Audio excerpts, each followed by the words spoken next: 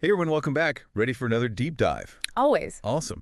So today we're going to tackle something that I think a lot of folks out there, especially uh, those of us working remotely, Mm. are going to relate to. We're talking scope creep. Yeah. The bane of project managers everywhere. Right. You start with this like perfectly reasonable project plan, everything's all neat and tidy, and then bam, suddenly it's a monster. Yeah, it's like it multiplies, right? Like one minute you're working on, a simple website redesign and the next you're building a whole app to go with it. Oh, absolutely. And with so many teams working remotely these days, I feel like it's almost like scope creep has like an unfair advantage. Oh, 100%.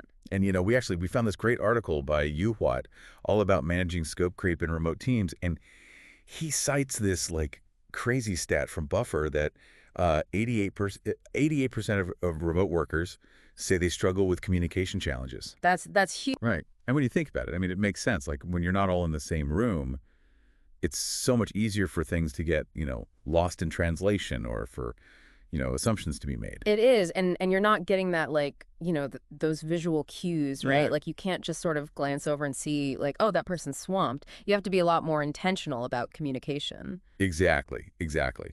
So I'm really curious to dig into like what 𝗰𝗄𝗧 suggests we actually do about this. So what are some of his like top tips for keeping scope creep at bay, especially when you're working with a remote team? Well, he actually lays out five key strategies. Oh, wow, 5. Okay. And they're all pretty practical, which I appreciate. Like, you read some of these articles and it's just kind of like, be better at communicating. Yeah, thanks. That's super helpful. But he actually gives like concrete steps you can take. So the first one is all about leveraging collaboration tools. Okay, so like Slack, Trello, Asana, all that good stuff. Exactly, exactly. But it's not just about using them, it's about using them like strategically, to combat scope creep. Okay, so like what would that look like in practice? Can you give us an example? Sure, sure. So like let's say you're using Slack, right? You're using Slack to communicate with your team. Instead of having like project discussions scattered across, different channels or even worse, like private messages. Ugh, yeah, the DM's Yes. black hole of project management. Totally. So instead of doing that, you create a dedicated channel for each project. And you insist that like all key decisions and changes, they're documented in that channel. So everyone can see what's going on. Exactly. It creates this like transparent record that everyone can refer back to. And that can like really help prevent those like, wait, I thought we agreed to X kind of situation. Yeah, yeah. I can see how that would nip a lot of potential scope creep in the bud. Right. Okay. Okay, cool. So that's leveraging collaboration tools. What's the next strategy on the list? Well, the next one is all about setting clear expectations. Okay. Yeah. So like making sure everyone's on the same page from the very beginning. Yeah. And this is where that often dreaded document, the project charter, becomes like your best friend. The project charter. Okay. But think of it less as a like boring document and more as like a roadmap.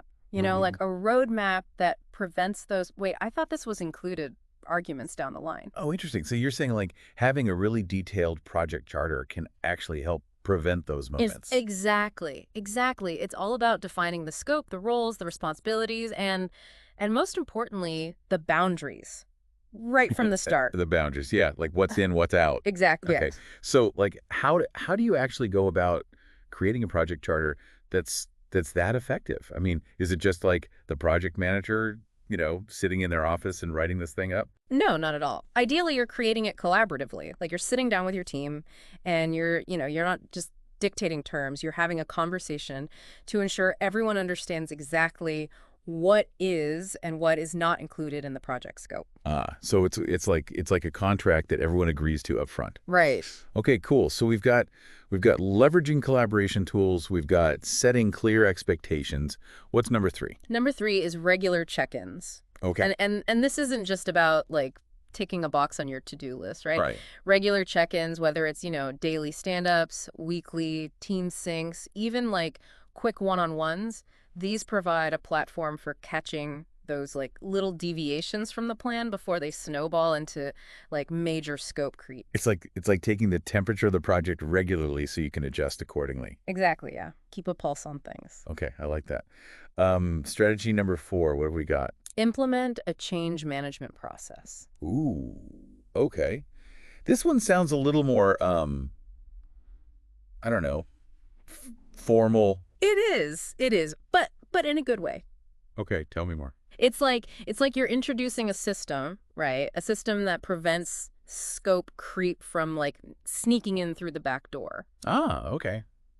I'm intrigued. So the idea is that any proposed change to the project, no matter how small, it has to go through a formal request process. Oh, interesting. So instead of someone just like, casually saying in a meeting, oh, hey, can we also add this? They have to actually like submit a request. Exactly, like a formal request that outlines the impact of that change. Ah, okay. So it's not just like a whim. They have to really think it through. Exactly. How will this affect the timeline, the budget, the Yeah. overall scope?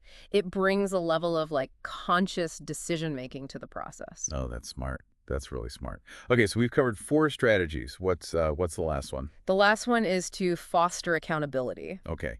That seems pretty straightforward, but I imagine it's particularly important for remote teams. Right? You're absolutely right. When you're not like physically seeing your teammates every day, it's easy for things to kind of fall through the cracks.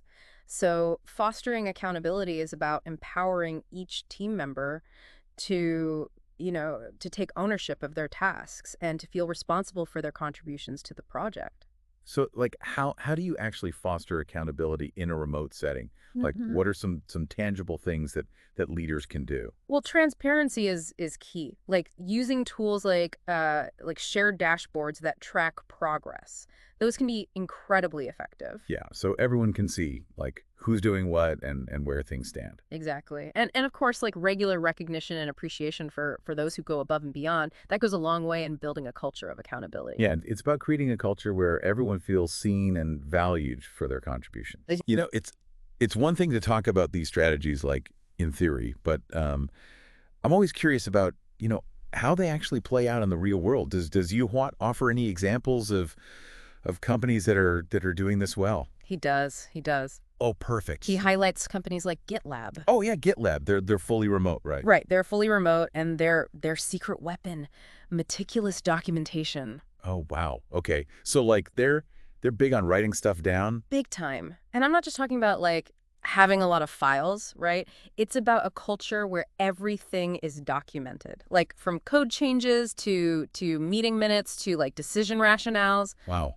So it's like having a written record of the entire project journey. Exactly, exactly. And this level of documentation, it makes it much easier for remote team members to like jump in and understand the context, and that reduces the chance of scope creep due to, miscommunication or assumptions. Oh, that's impressive. Any other examples? Yeah. He also mentions Trello.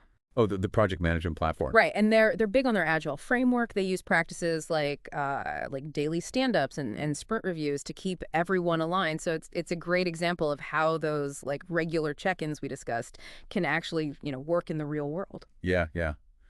Okay, cool. So I mean, this has been super interesting, but I guess like the big question is like, what does this all mean for our listeners who are out there dealing with scope creep in their own remote teams? Like, what's the big takeaway here? I think the big takeaway is that, managing scope creep, even in the world of remote work, it's totally achievable. Okay. Like 𝗰𝗺's strategies, they provide a really practical roadmap. And in the success stories of companies like GitLab and Trello, they prove that like it can be done. Yeah, right. It's not just this like pie in the sky idea. Like people are actually doing this. Yeah. So I guess like the main thing is like, be proactive about communication, set those clear expectations up front, and use the right tools. Exactly. Right. Yeah. Okay. Well, this has been fantastic. I've learned a lot. I hope everyone listening has learned a lot as well. But before we go, I want to leave you with one final thought. Okay. We've talked a lot about managing scope creep in work projects, right? But I've been thinking about this, and I'm wondering like, could these principles apply to your personal life as well? Oh, interesting. Like imagine using a change request process before adding to your, like, already overflowing weekend plans. Oh, yeah, that's a good one. Right. Or maybe using a shared Trello board to, like, manage a family vacation. Oh, yeah. Could that bring more peace and focus? I think so. Right. So food for thought, and thanks everyone for joining us on this deep dive. Thanks, everyone.